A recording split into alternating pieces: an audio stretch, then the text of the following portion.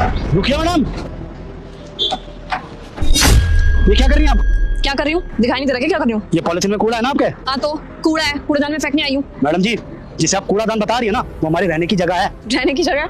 अच्छा, तो छोटे छोटे से घर है, मुझे लगा कूड़ेदान होगा। मैडम जी, जुबान संभाल के बात कीजिए। आप जिसे आप कूड़ा घर बताई जा रही है ना, ये हमारे रहने की जगह है और हमारे जैसे सैकड़ों परिवार रहते हैं यहाँ पर। और मैडम जी, आप जैसे कई लोग आते हैं जो यहाँ पे कूड़ा कचरा फैला देते हैं। अरे पूरा दिन साफ करते हैं, रात में सोते हैं, रात भर में कोई कूड़ा कचरा फेंक देता है। सुबह उठते तो देखते हैं सैकड़ों की संख्या में कोई पन्नी पड़ी है, कोई कचरी का पैकेट पड़ा है, कुछ जूते पड़े हैं। पता नहीं क्या समझ रखा है लोगों ने जगह को। अरे क्या लिखवा दे बोर्ड पर, ये रहने की जगह है, कूड़ा मत फेंके यहाँ पर। अबे ओ, पहले ना मेरे से जबान संभाल के बात कर। और जहाँ पे कूड़ा कचरा दिखेगा इंसान को, वहीं पे तो कूड़ा फेंकने आएगा ना वो। और तू खुद से देखियो, जरा अपना सर घुमा इधर उधर, कितना कूड़ा पड़ा है यहाँ पे। तो मैंने भी सोचा यहीं पे कूड़ा डालना चाहिए। लगता है आपको ना ऊंचा सुनाई देता है, तभी आपने मेरी बात नहीं सुनी। अरे सुना नहीं मैंने क्या बोला आपको कि यहाँ पे रोज साफ सफाई करते हैं हम जैसे लोग, और आप जैसे लोग आकर यहाँ पर कूड़ा फैला देते हैं। और आप जैसे लोगों की वजह से ना दुगनी मेहनत करनी पड़ती है हमें। कितना भी समेट ले, लेकिन अगले दिन फिर उतना ही कूड़ा आ जाता है। अरे हमारे बच्चों को एक बार जाके देखिए, तरह तरह की बीमारियां हो जाती है सिर्फ आप जैसे लोग की वजह से। क्योंकि आप जैसे लोग हमारे घर को घर नहीं बल्कि कूड़ा घर समझते हैं। अरे हमारे पास और कोई काम धंधा बचा भी है नहीं बचा कि आपका ये कूड़ा ही समझते रहे हम। अबे ओ, मैंने अकेले ने ठेका ले रखा है क्या? जब दूसरे लोग आकर के कूड़ा डाल के जाते हैं तब क्या होता है? तू अभी यहाँ पे हिमायती बन रहा है कि यहाँ पे कूड़ा मत डालो। मैं तो कूड़ा इधर ही डालूंगी और देखती हूँ किसका बाप रोकता है मेरे को यहाँ पे कूड़ा डालने से। वाह मैडम जी, ये तो बहुत जबरदस्ती वाली बात कर दी आपने।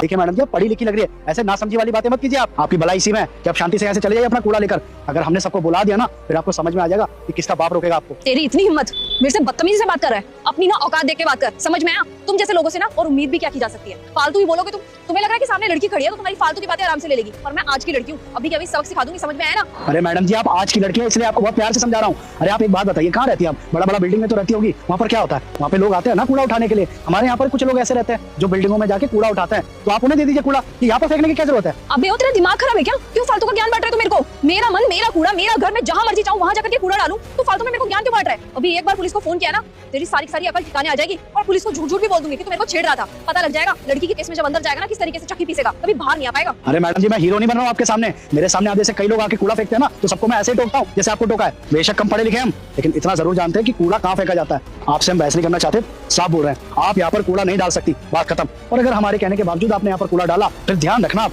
हम आपको सबक जरूर सिखाएंगे। अच्छा, मुझे सबक सिखाएगा, मेरे खिलाफ एक्शन लेगा? तो ठीक है, मैं भी देखती हूँ कि तू क्या एक्शन लेता है।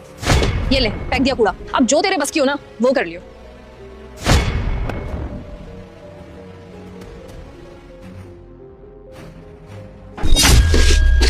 तेरी इतनी हिम्मत! बेटा, मैं संकट मोचन हनुमान हूँ, मैं तेरे सभी संकट दूर कर दूंगा। तू इस वीडियो को लाइक करके चैनल को सब्सक्राइब कर ले और कमेंट में जय श्री राम। तेरी इतनी हिम्मत कैसे हुई? तूने मेरी गाड़ी के अंदर कूड़ा कैसे डाला? क्योंकि मैंने बोला इसे सब करने के लिए। राहुल सर, आप यहाँ पर? लेकिन आपने इसको क्यों बोला मेरी गाड़ी में कूड़ा डालने के लिए? आपको पता है मेरी गाड़ी कितनी साफ सुथरी थी, और इसने सीधा आकर के कूड़ा मेरी गाड़ी के अंदर डंप कर दिया। तो आप भी तो यही करते आई ना सबसे। इसने तो आपकी गाड़ी गंदी की है और आप इन लोगों का घर गंदा कर रहे हो। वो जगह बिल्कुल साफ थी पहले, लेकिन आपने और आपके जैसे कई सारे लोगों ने ना वहाँ की पूरी जगह कूड़ा डाल डालकर गंदी कर दी। आपको पता है एक बात, वो जगह अब रहने लायक नहीं लगती, वो सच में कूड़ादान लगता है। पता है क्यों? आप जैसे केयरलेस लोगों की वजह से। और एक बात बताइए, जब सोसाइटी में कूड़ा उठाने वाले आते हैं, मेंटेनेंस वाले रोज के रोज उनको कूड़ा उठाने के लिए बोलते हैं, लेकिन आप तब क्या कर रही होती हैं? सर, वो लोग ना कूड़ा लेने के लिए 7 बजे आते हैं। अर्ली मॉर्निंग मेरे से नहीं उठा जाता, मैं उस टाइम सो रही होती हूँ। सही कहा आपने, आप उस टाइम सो ही रखी होती हैं और अभी भी आप सो ही रही हैं। देश के प्रति आपका कुछ योगदान नहीं है, और तो और आपके अंदर जीरो सिविक सेंस है। और आपको क्या लगता है, आप दूसरों का घर गंदा करेंगी तो आपका घर को छोड़ देगा? ये मत भूलिए, आपसे भी बहुत बहुत पैसे वाले लोग हैं। भले ही आपने सोसाइटी में फ्लैट ले रखा होगा, लेकिन अगर वो लोग आपके घर पे आके कूड़ा फेंकेंगे तो आपको कैसा लगेगा? और अभी तो सिर्फ इन्होंने गाड़ी में ही कूड़ा डाला है, और दोबारा ऐसा किया ना तो आपके घर में कूड़ा फेंकवाऊंगा, और तो और फाइन भी लिया जाएगा आपसे। सर, मुझे तो ये बात समझ में नहीं आ रही है कि आप इनके बिहाफ में इतना क्यों बोल रहे हैं। मैंने सोसाइटी थोड़ी गंदी की है, मैंने तो सोसाइटी के बाहर जाकर के कूड़ा डाला है ना।